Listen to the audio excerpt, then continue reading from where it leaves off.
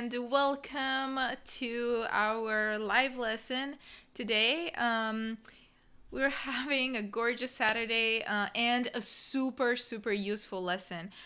This lesson is going to be useful for everyone, and I think we always need to improve our listening skills, so it's going to be we're going to have a great time. If you are just joining, I'd like to welcome you to our class, to our global classroom. Please write down your name, where you're writing from. Welcome Kira, welcome Rogerio, welcome Asma. Thank you for joining us today on this wonderful Saturday. So yes, please. Hi Diego, welcome. If I don't see all of you, please forgive me. Sometimes things don't sync up the way they're supposed to, but I would like to welcome you. So, listening for details. This is such an important skill. Listening is, on more than one account, I've heard from students that listening is one of the most difficult language skills. And it is so because many times when we just have to listen, we can't see the person who's talking, or we can't read their body language, and sometimes things get muffled, people speak too fast, and it can be very difficult. So in the comments, please write down, is listening difficult for you? Do you have trouble with listening? And if you're just joining, hello and welcome and thank you. So please write down, do you find listening difficult? What do you think? Could your listening skills improve? And listening for details, I put here. Details are just one of the skills that we can improve. We can listen for more than just details. We can listen for things like main ideas, or for to try to infer what's happening. And there's so many different skills, but details are some of the most important skills. And what are details? Okay, is my question for you guys today. If you didn't know, now it's a good time to listen and pay attention. It is very specific information that you hear, and many times this information is important to communicate, to pass on to other people. So good morning everyone, or evening, or whatever.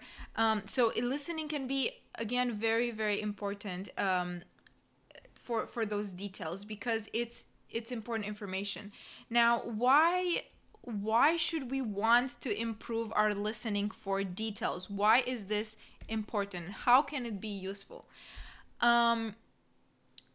Well, for all of these reasons that I've listed here, that I'm going to talk about, plus more.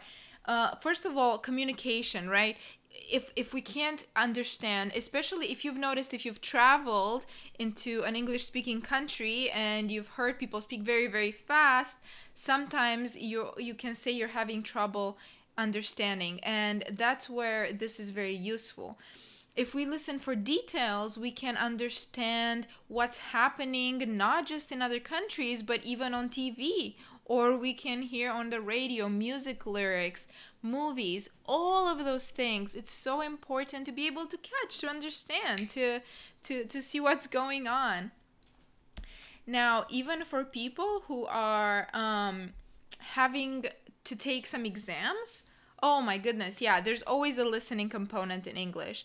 We have exams like IELTS and TOEFL, and I know that a lot of our students are interested in these. Listening is a huge part, and I've prepared with my students with these for over the years, and this is kind of it's a hard one for them. They don't always catch all the details. And of course, in everyday conversation. So it's one of those things that the more you practice, the easier it becomes. So you just have to keep at it. It's very I think it's a very useful skill, but it can be very difficult. And I'd say, if you think watching TV or something is easy for you, make it more challenging by just listening. Don't watch. Don't look for somebody's body language. Just listen. No subtitles, and see how much you can understand that way. Okay, because that will really help. So it's great to see your answers. Yeah, it is difficult because some people sometimes speak too too fast, and I think that can be very difficult, and also because maybe we don't catch the same words or we don't have all the vocabulary, so it can definitely be a little bit harder. Now I have a little tip for you. If you can't catch all the details, how can you do this? So here are a couple tips that I would like to share with you. The first one is to focus. Make sure your mind is not kind of going all over the place. Just try to focus on the conversation. Imagine it in your mind. Put a picture and just see what is happening. Try to envision and make sure that you are focused on what is happening and catch as much as possible. Try that and make sure that you do it. So this is a little bit of a tip. Yeah, see, so and you know what? If in the beginning you don't understand 100%, it is not too bad. Don't worry about it. Keep doing it, because maybe next time you'll understand. Because I saw somebody wrote, I understand only like 30%. Maybe next time you'll understand 35%. Maybe next time after that, 40%, and so on. We are focusing on progress here. It's a good thing. So, details. What should we listen for? This is very important. Usually when in a listening exercise, there are some very important cues as to what you're supposed to listen for. And those are names, dates, places. Very important, because these tells us, who, when, why. Colors, age, feelings, sounds. Very specific, either nouns or adjectives, but that are descriptive. When something is descriptive, it really, that's the time to pay attention, because it's communicating very important information. Any date is typically going to be important, okay? A name, a place, those are details that you really should pay attention to. So pay attention to that. Very important. Okay. Now, what I'm going to do, without further ado, we're going to do a listening exercise together. And what I am asking from you is to pay close attention to these details that I'm going to read. But I'm not going to make it easy on you, because this is learning. We're trying to make it a little challenging. So you won't be able to see me. You'll just hear what I'm going to read. We're going to do a practice. And I want you to focus on these things. I want you to focus on the names, the dates, and the places, colors, age, feelings, anything that you see that you hear, that you think is going to be important. Focus on those, okay? And I'm going to read a text to you. I'm going to read a text to you 2 times, and then I will ask you some questions. So please, please, please, please pay close attention. Are you guys ready? Is everyone ready? Are you guys excited? I'm so excited. Hello. Welcome everyone who's joining us. Okay, ready for some great listening practice? Here it goes. So I'm going to read it twice. Nelson Mandela was a famous politician and activist in South Africa. He won the Nobel Peace Prize in 1993, and he was elected as South Africa's first president in 1994. He is regarded as a hero and champion of hope. He died in 1999 at the age of 95. Okay, I will read it again. Nelson Mandela was a famous politician and activist in South Africa. He won the Nobel Peace Prize in 1993, and he was elected as South Africa's first president in 1994. He is regarded as a hero and champion of hope. He died in 1999 at the age of 95. Okay, now let's see how much you remember. Here are my questions. This is my first question, and if you know the answer, please write it down in the comments. remember, I told you to focus on those names. I told you to focus on the dates and the years. Those are important. That's very, very important information. So my question to you, and please write it down in the comments. In what year did Nelson Mandela become president? If you know the answer, write it down. I want to check your comprehension. Okay, in what year? Okay, so we have some years here. A lot of responses for 1994, some for 1993. Are you ready to see the answer? Okay, so 1994 is the answer, and I did throw 1993 over there to throw you off a little bit because it's good to pay attention to the details in connection to the context. So you have to pay attention to both. But great job. You guys are giving some great answers. Good job. Good job. Are you ready for the next one? Here it is. How old was he when he passed away? Please write it down in the comments. Now notice that I asked the question in a different way. And this is because I have to make sure that you understand the main idea. How old was he when he passed away? So this expression was not in the listening, but I want to see if you guys got it. So I'm getting some different numbers, but mostly people say 95, 95, 95.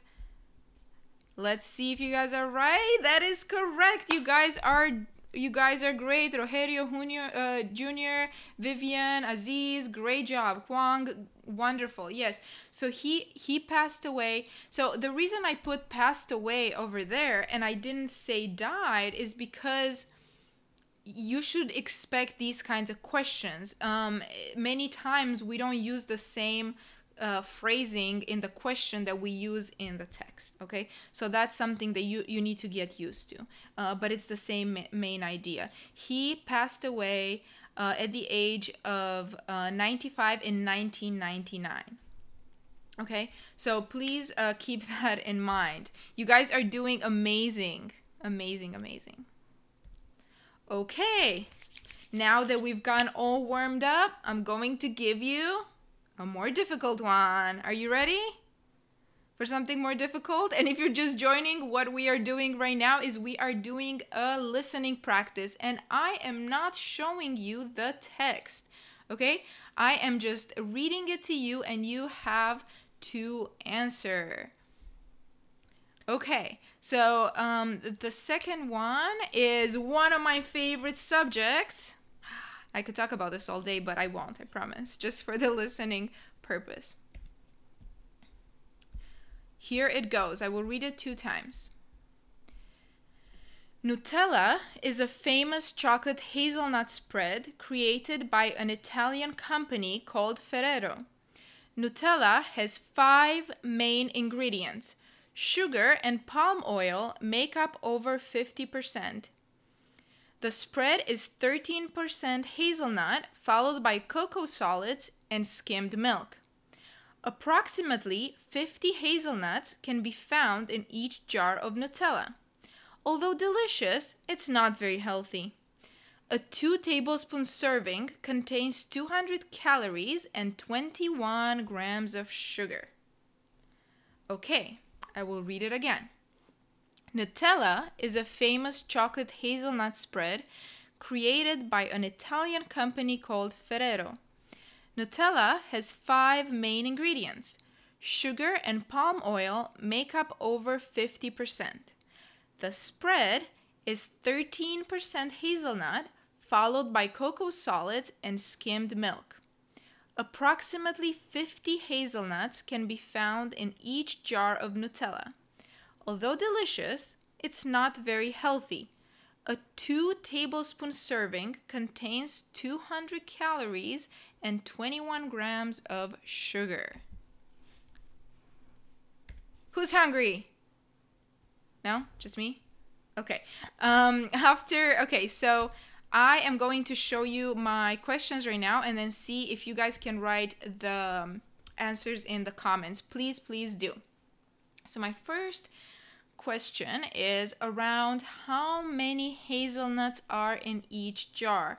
And if you've noticed, this one was a little bit more difficult. I tried to read it a little faster and it has more details. So I'm very curious if you guys got the answer. Okay, so some people are writing, let's see, I'm seeing some 50s. Mahmoud says 50, Vivian says 50, Kira says 50. Let's see if you guys are right. Ta-da! Yes, good job.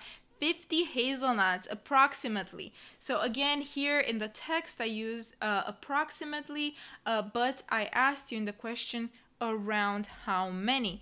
That is again emphasizing that sometimes the wording will be different in the question, and this is especially important in exams like the IELTS or the TOEFL. They will ask you in different wording. Okay, ready for the next one? You guys are amazing. Okay, not 50%. So if you guys answer 50%, that is not correct. The answer is 50 hazelnuts. The number is right, but the percent is not correct.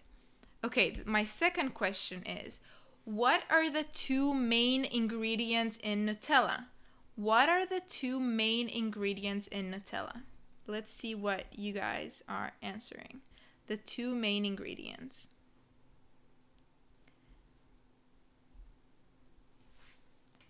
See if you guys remember. Somebody said sugar and palm oil. Yeah, that's let's see. Yeah, so you guys are correct. Sugar and palm oil are the two main ingredients of in Nutella. Now, these are the first mentioned and the most prominent. And the third question, how many tablespoons contain 200 calories? How many tablespoons contain 200 calories?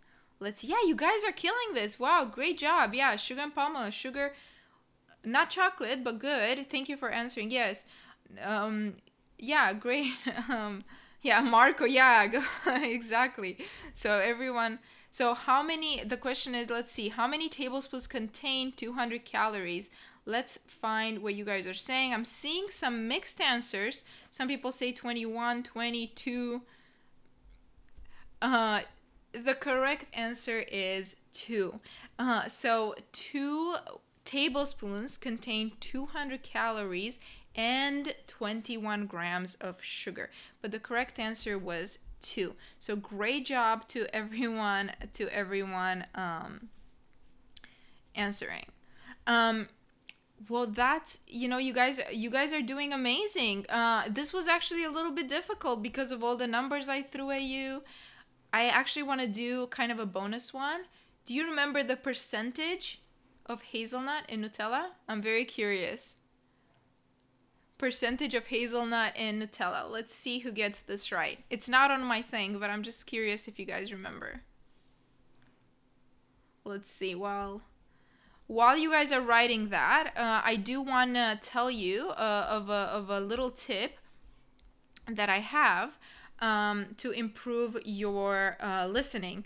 And this is, if you want more listening practice, you could join for a free trial on Audible. And here you can find things like podcasts or audiobooks, just a lot of resources that can really help you with your listening skills. And they're doing a free trial right now. And we're going to leave a link in the description so you can sign up. It's actually very useful because, like I mentioned before, there is a special skill that we develop when we listen without being able to see somebody. So you can check for details, so you can improve just your oral skills without the context of what's happening, without seeing what is going on. So let me look to see if you guys have answered. Some people said 30, and Junior was asking 13. Yeah, so that's when it's hard to hear. It was 13% hazelnut. 13. So not 30, but 13. But great job for a lot of you catching those numbers. Okay, well, thank you guys very much. This was a really a fun lesson. Yeah, Patricia, now, yes, it is there's a free trial that you can join for. So we're going to leave the link in the description.